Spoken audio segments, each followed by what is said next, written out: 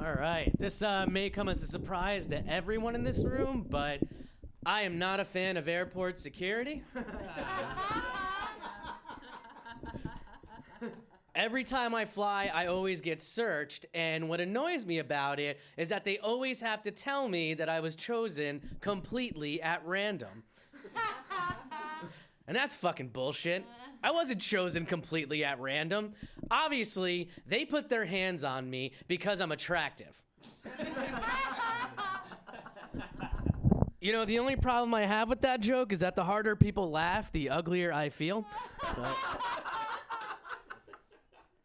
I am Muslim, which is something I really need to stop saying into a microphone.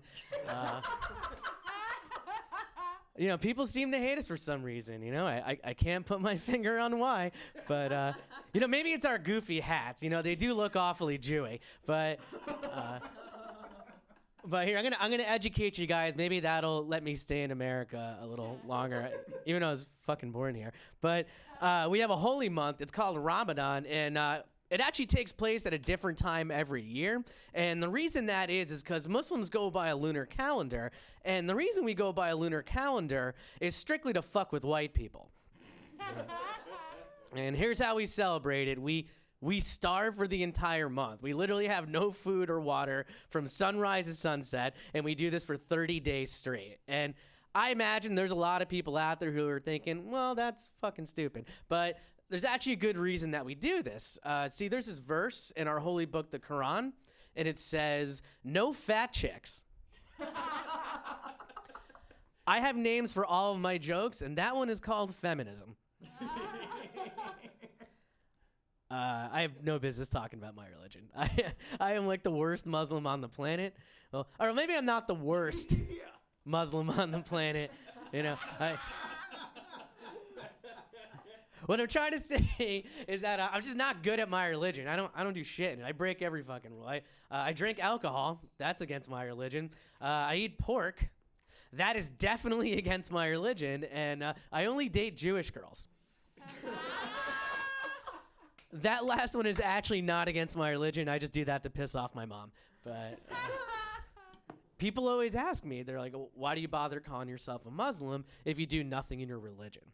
The answer is simple. I want to go to Muslim hell, okay? Here's my reasoning, all right? My reasoning is that if there's 72 virgins waiting for me in Muslim heaven, then there's 72 of the dirtiest whores waiting for me in Muslim hell. And let's be real. Between those virgins and those whores are way more likely to be herpes friendly. But God, stand-up is ruining my fucking life. God damn. I don't know what's more fucked up, the fact that I'm willing to lie about having herpes on TV for your entertainment, or the fact that there are women who have heard that joke during shows and have still fucked me. I don't know. Maybe it's the latter. But I became a father last year. Thank you. But too late. No, I became a dad last year in July when I adopted my dog. And I adopted my dog because I'm at a point in my life where, you know, I'm 31, so I want to take care of something, but I'm actually unable to start a family. And the reason that I can't have a family is because I have this disability where I hate children. I don't hate all children, though, you know? I mean, I like the ones who made my iPhone. Man, that is a way better joke than credit it got. So, but I don't give a fuck. How about that? My dog is adopted, so it's a rescue. It's a Don't you hate white people who have to brag about that shit? They're just like, oh my God, like my dog's a rescue. I saved a life. I'm just like, hold the fuck up, all right? Like, first of all, you didn't save a life. You saved $2,000 on a fucking dog. That's what you did. You know, it blows my mind because it's not hard to save a life. You know, like, I spend like $200 a month on my dog. You could take that same amount of money and you could just give it to a family in China. They would no longer starve. You would actually be saving lives, you know? And the irony is you'd probably end up saving more dogs' lives that way too. I just don't think like a wealthy Chinese couple goes to a Michelin star restaurant in Beijing and has this conversation. They're not like, you know, I just can't choose between the filet mignon and Spike. You know? As you might tell, I sometimes get in trouble for these amazing jokes. I remember one time after a show, a girl came up to me. It was a white girl. It's always a white girl. But she came up to me and she was like, excuse me, I just have to tell you that I don't approve of your racist jokes. And I was like, listen, I am so sorry. I did not mean to offend you with my racist jokes. I meant to offend you with my jokes about fat chicks.